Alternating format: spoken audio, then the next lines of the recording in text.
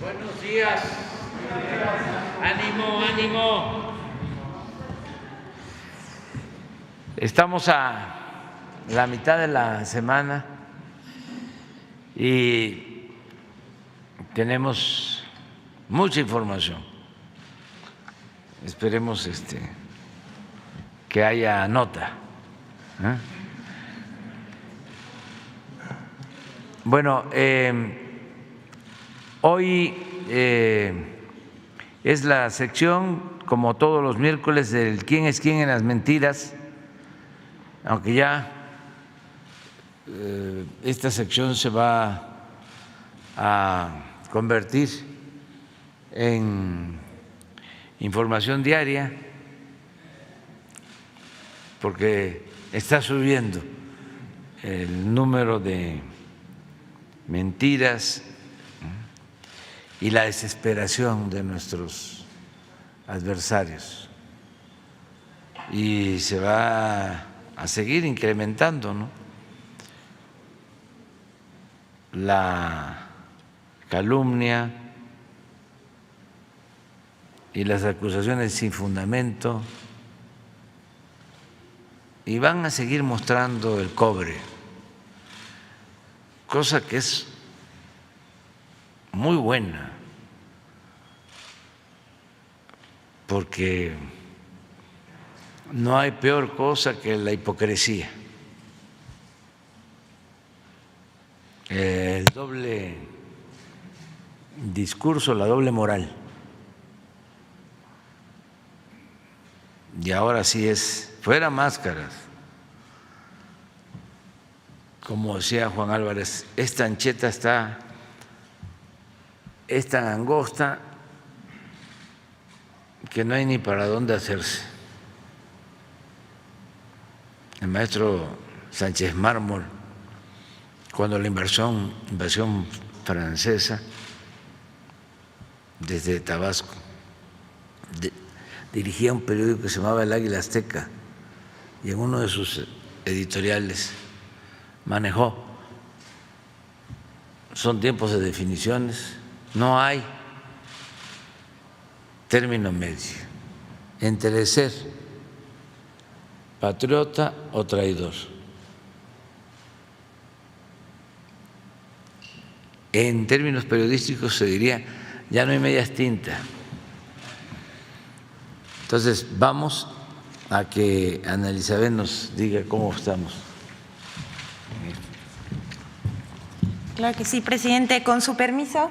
Buenos días, compañeras, compañeros, a todos los que nos ven a través de las redes sociales. Esta es la sección Quienes quieren las mentiras de la semana del 9 de noviembre de 2022.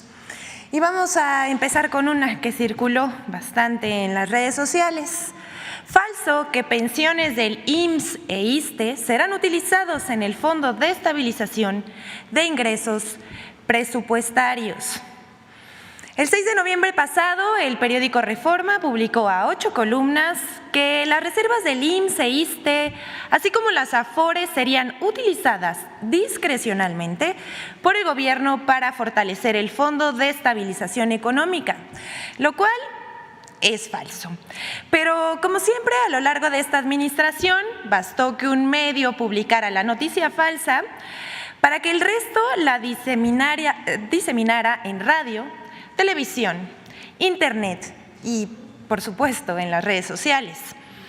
Destacaron en la viralización de la mentira Denise Dresser, el diputado local Diego Garrido, la conductora de noticias Lupita Juárez, el senador Julen Rementería, además de medios como La Silla Rota y Política Expansión y diversos columnistas.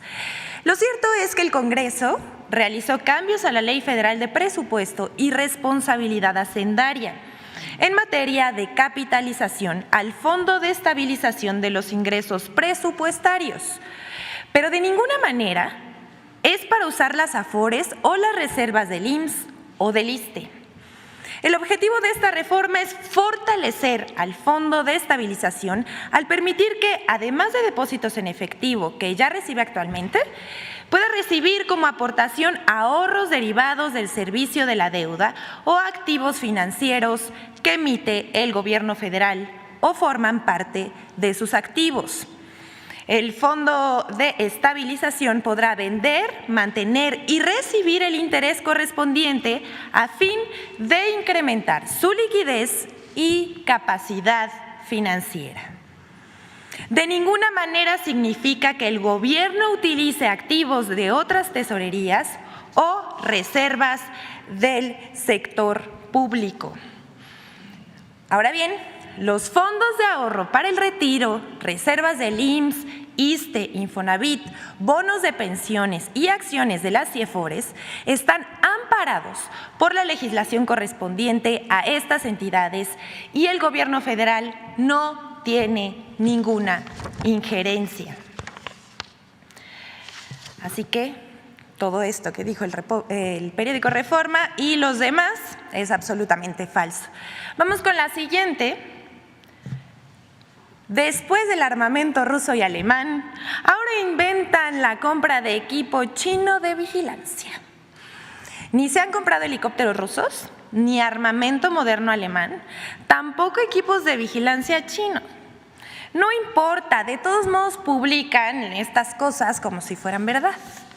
La organización fundada por Claudio X González, Mexicanos contra la Corrupción, publicó hace unos días una nota titulada "Contratan para vigilar frontera a empresa ligada al gobierno chino", y dicen que Estados Unidos protesta. Pero todo esto es mentira. La Sedena negó que se hayan adquirido equipos al gobierno de China. Actualmente se encuentra realizando 3 investigaciones de mercado para la adquisición de equipos de inspección no intrusiva. Sin embargo, no se tiene aún el proveedor al cual se le comprarán dichos equipos. También, segunda mentira, es falso que el gobierno de Estados Unidos haya protestado por la supuesta compra. No para ahí. Tercera mentira. Mexicanos a favor de la corrupción además afirma que en las aduanas del país se utilizan equipos de la empresa Nuctec, la cual se ha visto involucrada en acusaciones de corrupción. Pero también es falso. Estos equipos a los que refiere la organización de Claudio X González se compraron en 2017, es decir, antes de que esta administración iniciara. Y los equipos actualmente no se encuentran en uso. Otra más de Claudio Fake, Made in China. Siguiente, por favor. Falso que agentes de la Guardia Nacional hayan participado en un secuestro. El día 6 de noviembre pasado se difundió ampliamente un video a través de la red social Twitter por un usuario dedicado en buena parte a difundir mentiras y ataques en contra del gobierno del presidente Andrés Manuel López Obrador. Ese día publicó una supuesta agresión de elementos de la Guardia Nacional a un joven y el presunto secuestro de una persona por parte de integrantes de la institución desplegados en Puebla, lo cual es falso. El video corresponde a un evento suscitado el 8 de octubre de 2022 en el municipio de Esperanza, Puebla. De los involucrados, 2 causaron baja y el resto se encuentra bajo un procedimiento administrativo para determinar las responsabilidades del caso. Pero vamos a los hechos. Lo que sucedió es que en una unidad de la Guardia Nacional viajaba el familiar de uno de los elementos, quien al observar que era grabado por cuenta propia decidió ocultarse debajo del asiento trasero. No hubo secuestro. Insistimos en que debido a ese comportamiento, los agentes involucrados ya causaron baja.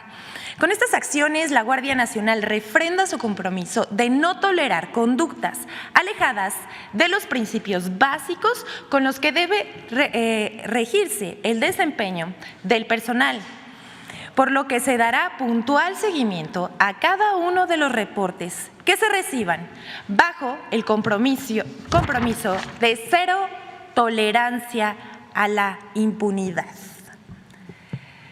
Vamos con la última.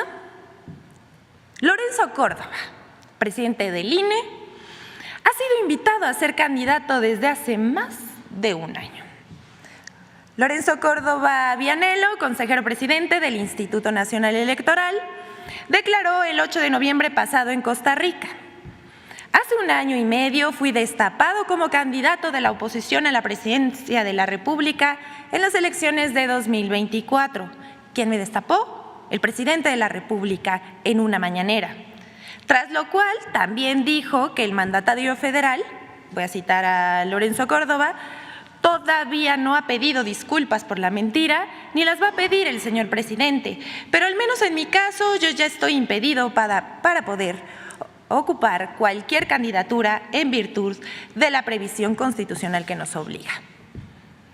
Todo porque se le incluyó en una lista integrada con personajes que han declarado su interés en contender a la presidencia de la República o que han sido mencionados por otros como posibles candidatos.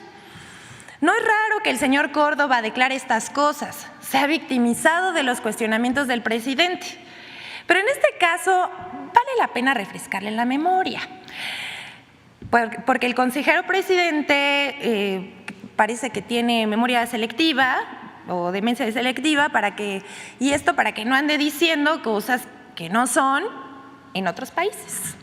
El 29 de noviembre de 2021, durante su participación en la Feria Internacional del Libro, declaró que miembros de la oposición le han ofrecido candidaturas. ¿No que no?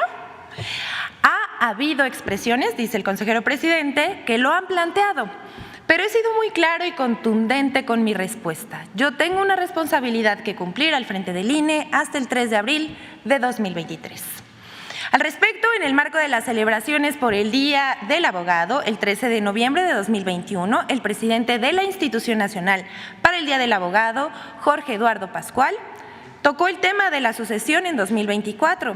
Al respecto comentó: yo creo que pocos hombres hay tan bien colocados para este ejercicio, pocos hombres en este país tan bien colocados como Lorenzo Córdoba. Otra vez, ¿no que no?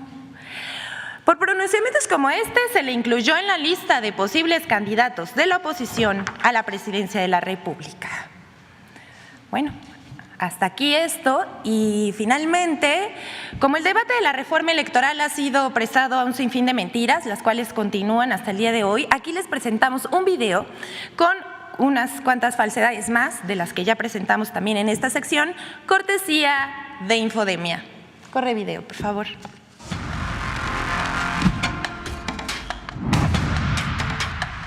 Desde el pasado mes de abril, cuando el presidente Andrés Manuel López Obrador presentó la reforma electoral, la iniciativa ha sido objeto de una intensa campaña de noticias falsas y mentiras caracterizada por los siguientes puntos.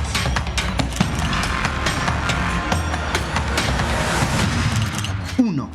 Es mentira que la reforma electoral pretenda destruir al Instituto Nacional Electoral, INE, y restarle autonomía a los procesos electorales.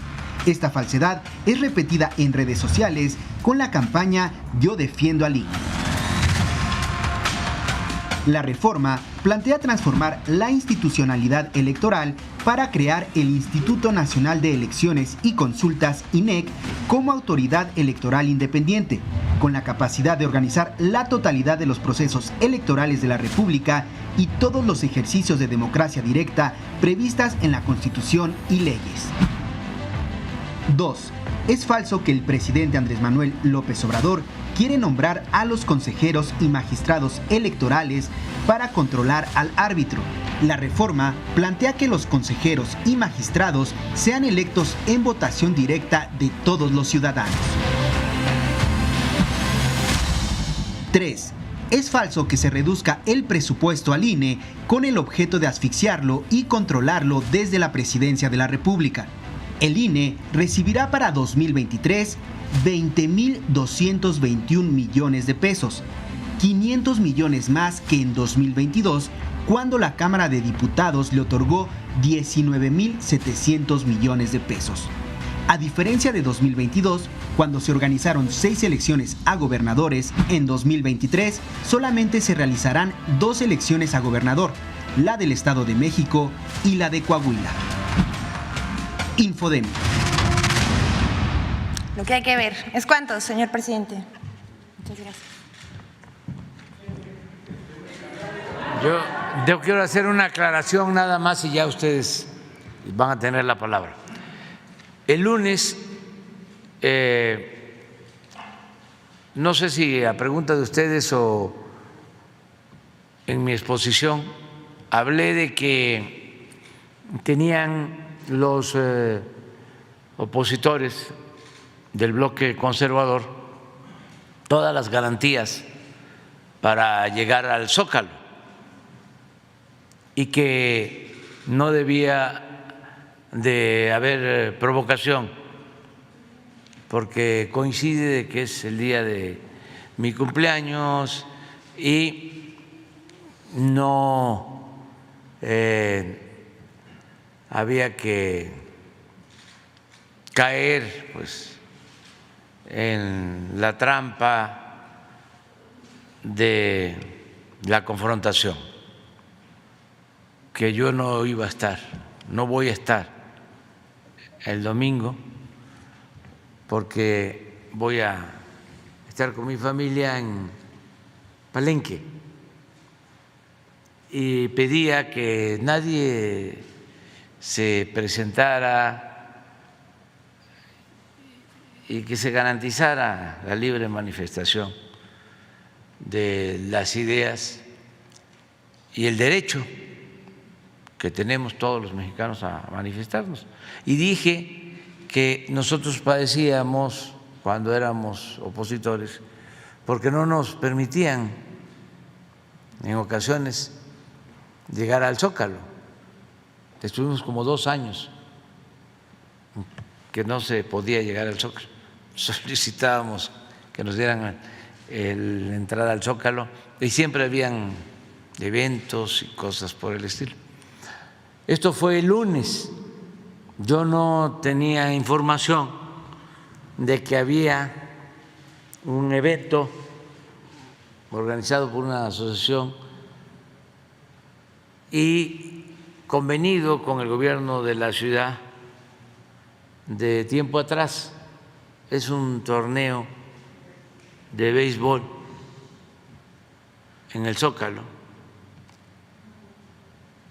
Entonces, ayer me enteré, ayer martes, y le pedí a la jefa de gobierno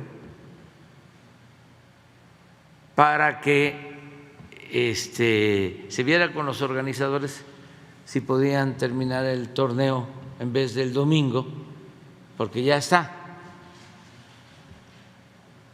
el sábado. Y me comentó la jefa de gobierno que ya había hablado con los organizadores y ellos habían aceptado que esté disponible el Zócalo el domingo. Entonces, informar esto para que se pueda llegar al Zócalo sin ningún problema, sin ningún contratiempo, sin ningún obstáculo. Además, como que está mejor el Zócalo, ¿no? Es más amplio y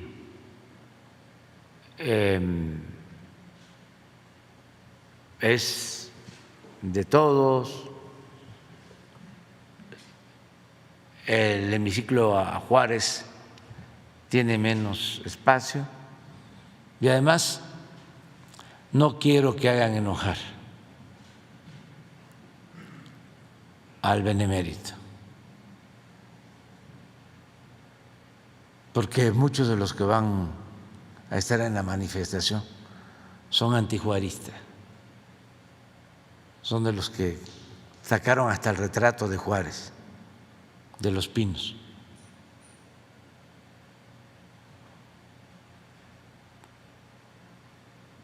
Se van a sentir ellos mal ahí y Juárez no va a estar tranquilo.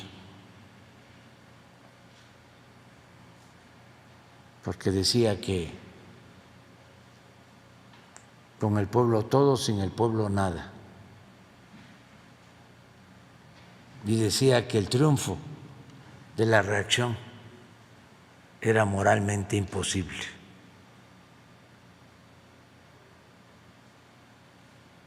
Entonces aquí el Zócalo es más amplio para todos. Y comentar esto, ¿no? Para cumplir con el compromiso, que fue así como les estoy exponiendo. No sabía que existía ese compromiso hasta ayer, me enteré y de inmediato le hablé a la jefa de gobierno para pedirle que se hicieran los trámites, porque yo ya había ofrecido el que podían venir todos los opositores y con ánimo, porque son muchos los opositores. Siempre el conservadurismo ha tenido mucha fuerza, son millones.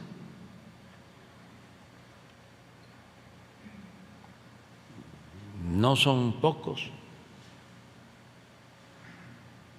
Lo interesante es que se manifiesten.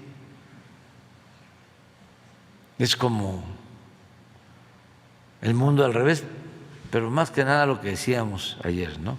Que estamos viviendo tiempos importantísimos. Imagínense, aspirantes a fifís, dirigentes de partidos conservadores manifestándose. ¿Cuándo se había visto esto?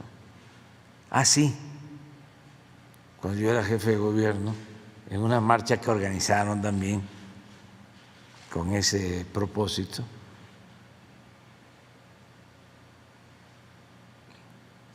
hubo una manifestación de ese tipo, ¿no? Pero políticamente no me acuerdo. Entonces va a ser muy interesante. Y esto es parte de la democracia. Y también que nadie se ofenda porque dije que van a ir muchos, yo diría que la mayoría, que además de ser conservadores son racistas y clasistas, porque es la verdad.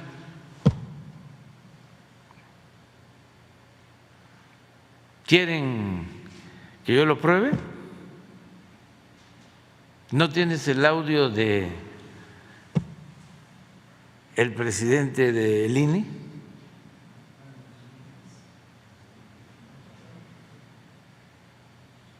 Porque él es uno de los protagonistas, ¿no?, principales de esta historia.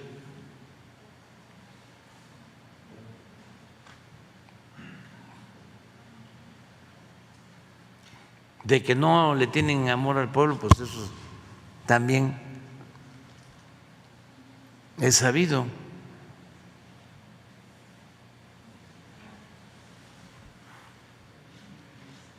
Y hay gente que viene de abajo, pero que se volvieron ladinos, se desclasaron por el aspiracionismo, ¿no?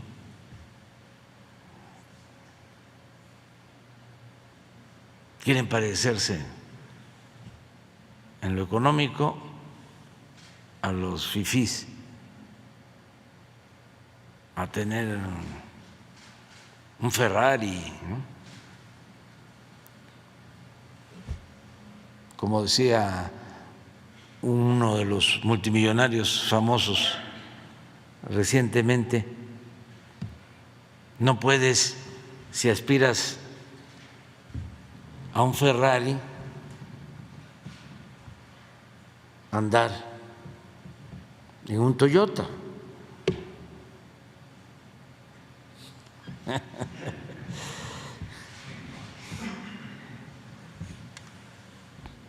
Y el roce social. Y además, si te interesa la política, ¿cómo te vas a colar si no te juntas con los machuchones, con los oligarcas, para que seas empleado de ellos?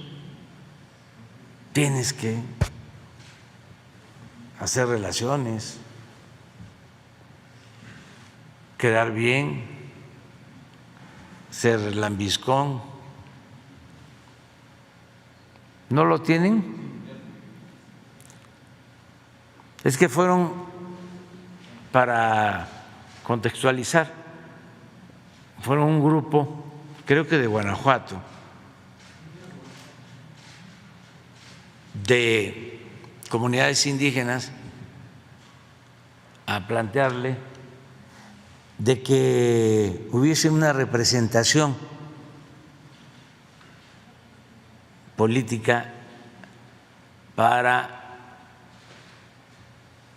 los pueblos indígenas. Y él, desde luego que se negó, se alteraron los representantes de los pueblos indígenas y se molestó y pensó que no se iba a saber lo que después expresó sobre ellos. Y esto es parte de lo que manifestó. A ver si…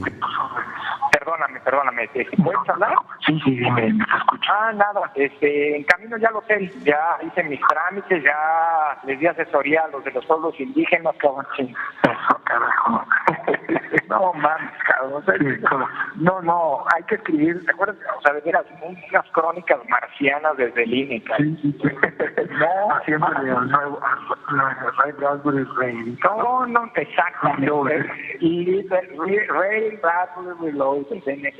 No, mami, es que desde las dramáticas reuniones con los padres de Ayotzinapa hasta esto, cabrón, que es, a ver, güey, había el mundo, no voy a mentir, te lo voy a decir como hablaba ese cabrón, un que me decía, yo, jefe, gran nación chichimeca, vengo Guanajuato, yo decir a ti, o diputados para nosotros, o yo no permitir tus elecciones. Cuando te estoy diciendo, tú no vas a decir, es que este güey, yo no sé si sea cierto que hable así, cabrón, pero no mames, dio mucho llanero solitario, cabrón, con eso de toro, cabrón, no mames, cabrón, o sea, no mames, no, faltó decir, que le faltó decir, yo, gran jefe, toro sentado, líder, gran nación chichimeca, no mames, cabrón, no mames, cabrón, no, está de pánico, cabrón, no mames, no, pero, o acabamos muy divertidos o acabamos en el psiquiatra de aquí, cabrón, ¿eh? Claro. Pero bueno, ¿cómo van? ¿Bien? Bien, vamos bien. Oye, en cuanto llegues me dices, ya Miguel Ángel tiene la instrucción de tomar el relevo de la reunión. No, en cuanto llegue entro ahí y saludo, tranquilo. Bueno, nos vamos a tener que salir luego. Sale, gracias. Abrazote. Igual, bye.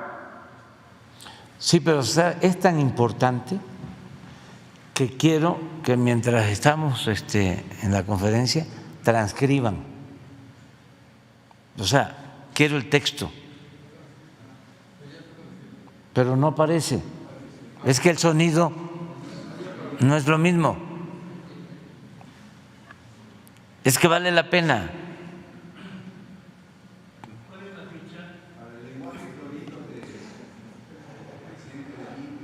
Fue hace como unos 5 años, más o menos, ¿no? Pero ahora vemos, pero sí es importante porque se ofenden los muy hipócritas cuando se les dice racistas.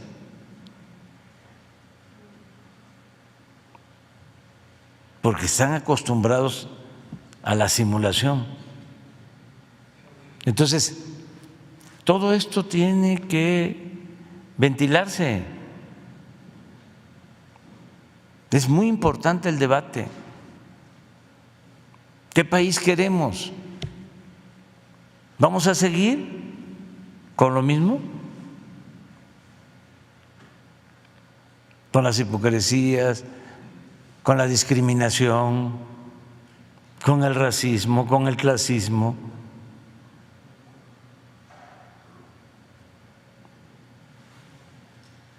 Y eso tiene que ver pues con nuestra formación, y ya no solo nuestra formación, la de las nuevas generaciones.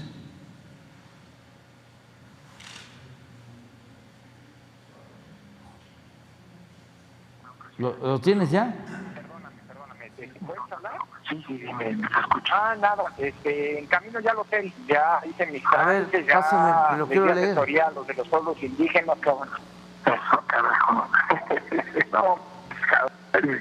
No, hay que escribir, ¿te acuerdas? O sea, de veras, muchas crónicas marcianas desde el INE, No, Siempre no, exactamente. Y Ray Bradbury Reloaded. No, es que desde las dramáticas reuniones con los padres de Ayotzinapa hasta esto que a ver, güey, había una, no voy a mentir, te lo voy a decir como hablaba ese que me decía, yo, jefe, gran nación chichimeca, vengo Guanajuato, yo decir a ti, o diputados para nosotros, o yo no permitir tus elecciones. Pues a pesar de que es una conversación que se sostiene en el ámbito privado, por supuesto. No, pero no está completa. Pero sí. Es que hay que ponerla, o sea, para que se entienda bien. Bueno, ¿cómo le hacemos?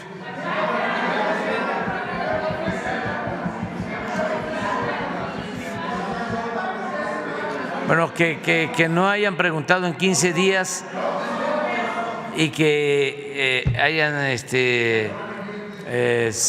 salido en la rifa. Tú. Ya. Y completamos con compañeras, porque nada más son dos. O sea, son 4 compañeros y 2 compañeras, faltan 2 compañeras de la segunda. ¿Tú? No, mujer, tú, ya. Ahí está. A ver si nos alcanza. Sí. Buenos días, señor presidente. Buenos días, Elizabeth. Eduardo Esquivel Ancona, SDP Noticias. La semana pasada, el Instituto Mexicano del Seguro Social presentó la segunda fase de la prueba piloto para la afiliación de las personas trabajadoras del hogar. Se pretende que 2.3 millones de personas, mujeres y hombres, se puedan afiliar al Seguro Social. Son trabajadores del hogar, trabajadoras, sobre todo trabajadoras del hogar, pero hay mucha, pues las amas de casa, las personas que la contratan tienen muchas dudas, porque ya no es como antes, ¿no? El trabajo del hogar que hacen estas personas que son, pues ya no es como la película Roma de los 60, 70, ¿no? Que estas personas viven en ese hogar, tienen están de planta, por así decirlo, sino que son de entrada por salida y le trabajan a varios, no solo a una sola persona. Entonces, la pregunta es, ¿cómo se le puede hacer cuando tienen varias, por así decirlo, varios patrones o patronas? ¿Quién se va a hacer cargo de la afiliación? Y esto es bien importante, señor presidente, que se vuelva a la formalidad. La otra vez lo vimos, que es una herencia que nos dejaron los neoliberales en la década de los 70 del siglo pasado. Solo el 10% de la población económicamente activa estaba en la economía informal. Y ahora pues, a usted se lo dejaron en 57% de la población económicamente activa. Lo que se hizo, lo que hicieron los neoliberales fue pues, la venta de en los 90, la venta de paraestatales de las empresas del Estado, se fue reduciendo la economía formal y sobre todo una apertura comercial indiscriminada que en ningún lugar del mundo se hizo, ¿no? Cuando México era de los países que más proteccionismo tenían. En 1975 el 100% de los productos necesitaban un permiso previo de importación y después fue indiscriminado, todos los productos de Asia, sin ninguna calidad, y afectando a la pequeña y mediana empresa que empezó a desaparecer. Entonces, y además a formarse oligopolios en los mercados y que esto afectó terriblemente pues, la economía laboral y todo. Entonces, sí me gustaría ver que si pudiera venir el director del Seguro Social y explicarnos cómo va a estar esto, porque mucha gente sí quiere que contrata a este personal, quiere pues que se vengan a la formal porque sí los ayudaría mucho. Tienen derecho a guarderías, hospital, pues una pensión, aparte de la pensión universal que ha dado este gobierno a todos los mayores de 65 años.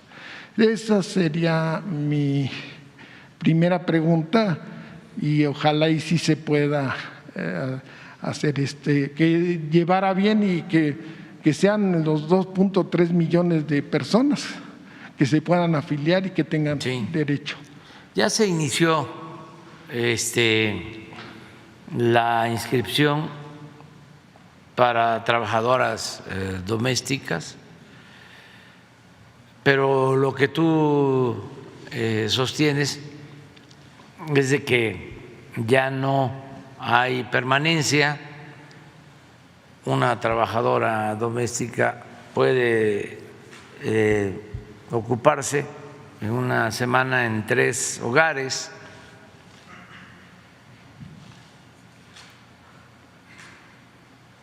Como sucede en Estados Unidos, paisanos nuestros que trabajan en varias casas, les pagan por hora o hay un acuerdo entre ellos, pero no tienen, vamos a decir, un solo patrón. Hay que ver la forma de cómo atender esto. Yo creo que ya lo deben de tener resuelto, pero le vamos a pedir a Zoe que el martes nos dé una exposición, nos explique, nos exponga cómo lo están haciendo y también aprovechar, porque me lo planteó él y me lo planteó la secretaria del Trabajo, Luisa María Alcalde, de cómo ampliar este servicio de salud y de seguridad social a quienes trabajan por su cuenta, que hay muchos que quieren pagar una cuota para tener un servicio en el Seguro Social. Entonces, ya están trabajando sobre eso y el martes pueden exponerlo. También va a haber un consejo del Seguro Social a finales de este mes o en diciembre, aquí en Palacio, porque su consejo pues es tripartito, participan los representantes del sector empresarial, los representantes del sector obrero y el gobierno. Entonces, puede ser que sea el tiempo ahora para dar respuesta a lo que estás planteando. El martes le vamos a pedir a SOE y que venga con él Luisa María, alcalde. Muchas gracias, señor presidente.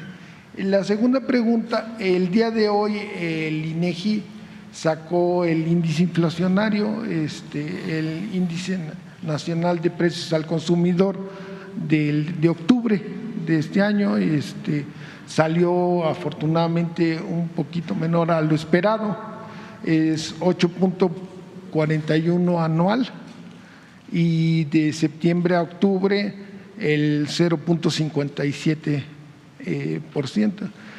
El año pasado fue 0.84%, o sea, y mucho mayor que, y 6.24 anualizado.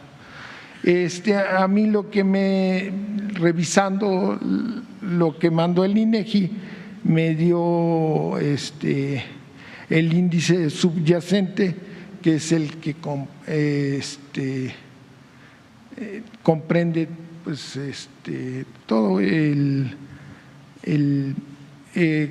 no comprende los productos primarios, o sea, del sector agrícola, no elaborados, los alimentos no elaborados, sino como están, y los energéticos subieron 0.63%, pero lo que más me gustó y que me dio mucho que pensar, el índice subyacente, no subyacente, los precios agropecuarios bajaron 0.52%. Sí. Y los energéticos 0.3%, y la tortilla nada más subió el 0.035%. Entonces, ¿qué opinión le merece? ¿Está funcionando la parte? Y hay algo importante, el secretario de Hacienda y Crédito Público, Rogelio Ramírez de la O, dijo en un foro, creo que en Estados Unidos, que México iba a luchar porque la inflación se bajara del lado de la oferta, no de la demanda, porque mañana pues hay junta del Banco de México y lo más seguro es que vuelvan a subir la tasa de interés, y eso, bueno, en lo personal pienso que no es buena noticia porque se encarece el crédito y las tarjetas de crédito y se vuelve algo que no está bien, va a llegar a 2 dígitos, ¿no? La tasa de referencia.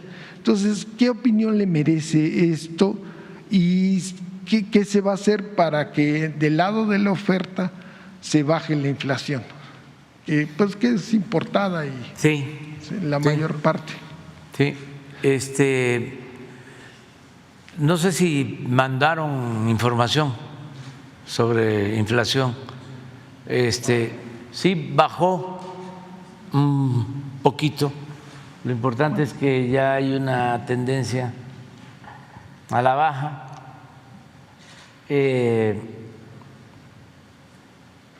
así estamos. No sé si tenemos el anterior.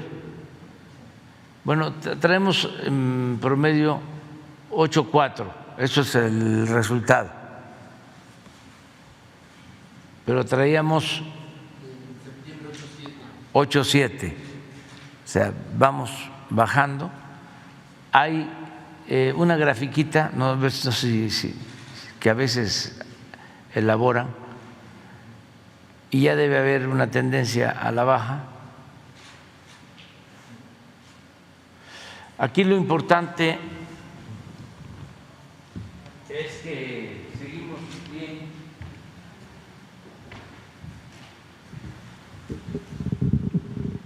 Energéticos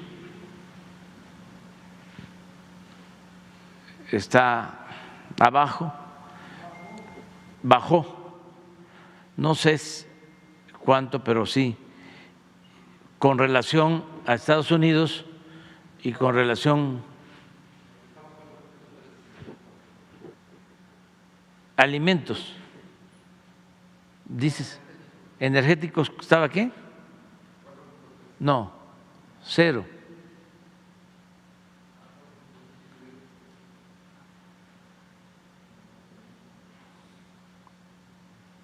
¿No tienen el de el mes anterior? Sí. Este mismo. Pero bueno, lo importante es esto lo tenemos controlado, no nos aumenta el precio de combustibles, de gasolinas, de diésel, energía eléctrica. Esta es una política que tomamos distinta a otros países. Aquí hubo un poco de subsidio, no lo suficiente, por eso esta inflación de 8.2.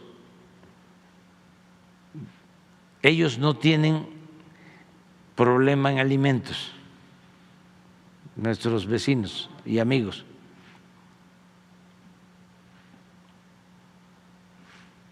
Aquí es donde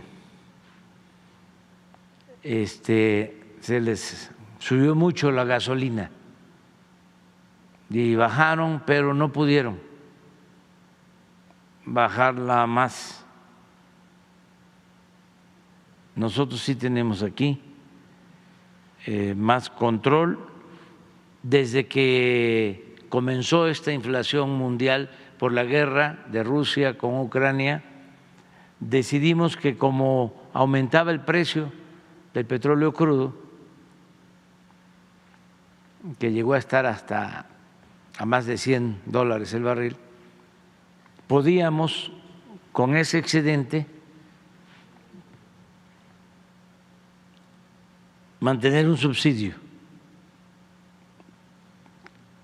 del orden de 350,000 millones de pesos. Y esto es lo que nos ha permitido el control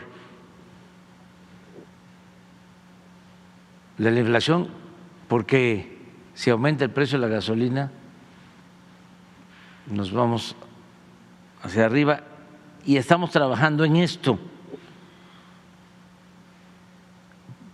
Tenemos ya una canasta básica de 29 productos, 1,039 pesos, y ya en las últimas 2 semanas ya no se llega en promedio a los 1,039.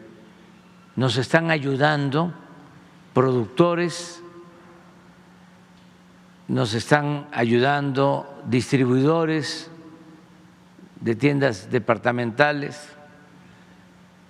Destaco a 3 y hay otros, pero ayuda a Walmart, que hicimos un acuerdo con ellos, Chedraui y me falta una, Soriana.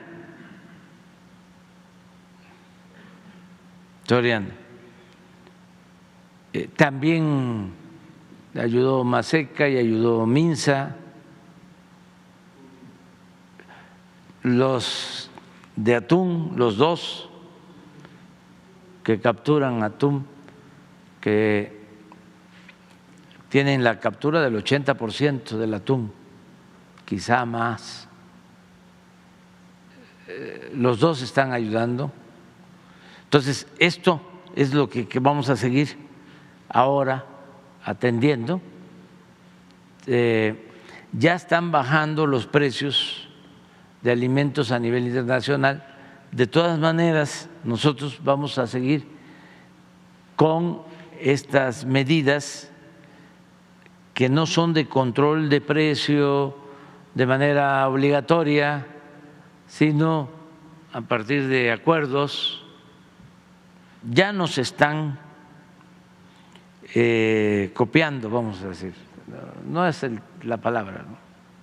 En otros países están llegando a acuerdos también, ¿sí?, para enfrentar el problema inflacionario, y vamos a mantener la canasta y vamos a la apertura de alimentos que se puedan conseguir a mejor precio, es decir, quitar aranceles para importación. O sea, va poco a poco, pero es lento el proceso porque hay muchas resistencias, pero ya ven que nosotros somos muy perseverantes. Aunque en Palacio las cosas caminan despacio, se camina. Entonces, y vamos a que se abra el mercado. Si podemos comprar la carne, el pollo, ¿sí?, los granos a mejor precio, se están dando todas las facilidades, porque cuando hay intereses de por medio, aunque hablan de libre mercado,